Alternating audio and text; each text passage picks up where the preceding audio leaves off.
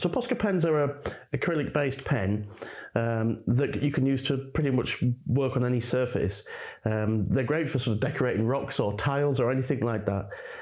They produce really, really vivid colours. And once they're dry, you can sort of layer them up on top of each other. You can blend them when they're wet as well, which is quite interesting. And anyway, they come in various different sizes, from super, super thick to these, which are about as small as you can get. These are the equivalent of a 0.7 fine liner.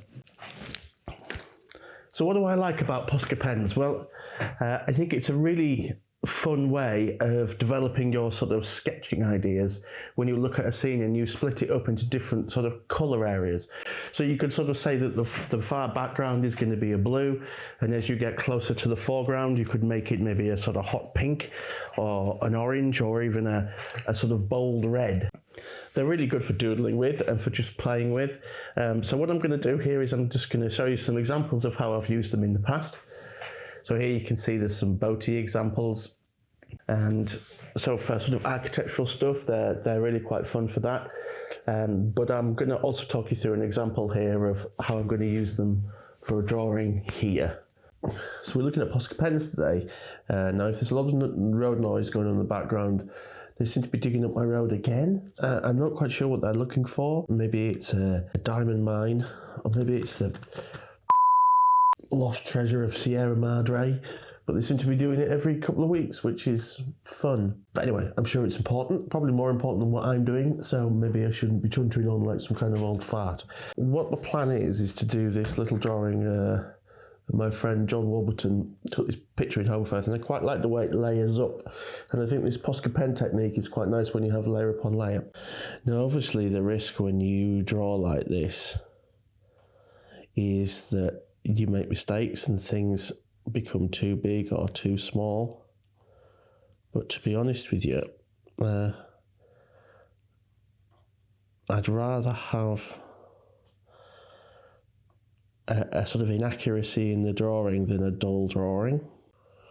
And at least if you sketch this way, then the drawing has some sense of, character. There's a bit of something about the drawing. Now, I would recommend when you're drawing a chimney, I know this sounds a bit strange, but pay attention to the ellipses on top of the pots, and always pay attention to the lines on top of the chimney. So as it goes up and it's a rectangle, you'll have two lines there, and the line is actually behind that post, which doesn't help. So I'm going to move that so it reads a bit easier. And then we have... Right, so I'm going to draw in here. There is a tiny bit of shadow under these vehicles, and I'm just going to draw that in. And I'm doing that because I want it just to pop a little bit more in the foreground. I want the shapes just to have a little bit more contrast generally. Okay, so we're not far off here. One of the things I might do with this is I might just fill in some of the windows. And then this line here could do with being a little bit thicker. A tiny bit more thickness to here, and then this car in the foreground. Right, so let's start with, let's go back up to that top area there and put that roof line in. One of the things these Posca pens I found with them is if you're using them on an absorbent, material such as paper, with these thin ones, you have to work a little bit slower than you would with a fine liner, because they will dry. I presume if you use them on like a ceramic or a non-absorbent area, then they'll probably be, perfect for that. So it's a bit of a compromise, because I guess they are designed to be used on lots of different surfaces. So one of the nice things about, urban sketching as a technique. A couple of those roof tiles on. All right, so let's move backwards then and start going up the hill. Now I know that this, actually, there's a wall here, isn't there? And a bit of a railing thing. Well, I can't put that car in there because I don't have room for it, but anyway, it doesn't matter. Right, so let's go up the hill then. So let's just go for it with these. I'm just having to be aware as I go of making these buildings either too big or like too small. So what I'll keep doing is I'll keep checking the edges of the building. So this one I'm doing here, where does that line up with? The edge of that lines up with halfway along there. So that one is already a bit wide. So I just need to watch that in future. So there's going to be less contrast really in the buildings as we go further back, and I'll put probably less and less detail on them as I go as well. Okay, so the next building, and then I think finally there is some lines in the road here, and I might be tempted to put them in just to sort of give you a sense of what the road's doing. So really that's it. I know it's a bit of a kind of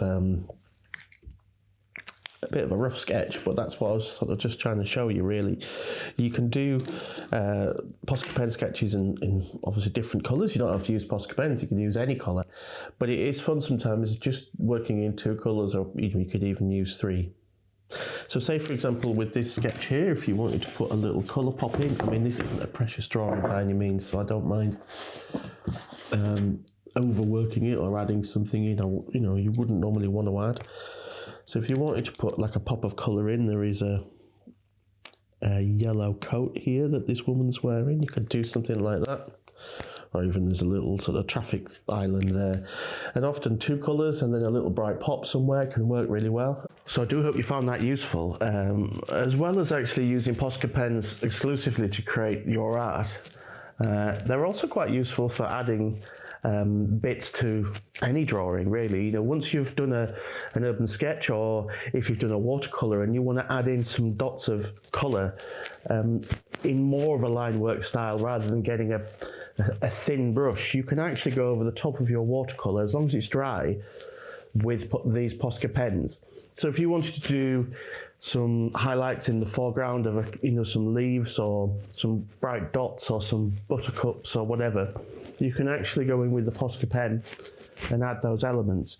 So they're definitely a useful addition to any sort of urban sketching kit. My only criticism of them really is they're expensive.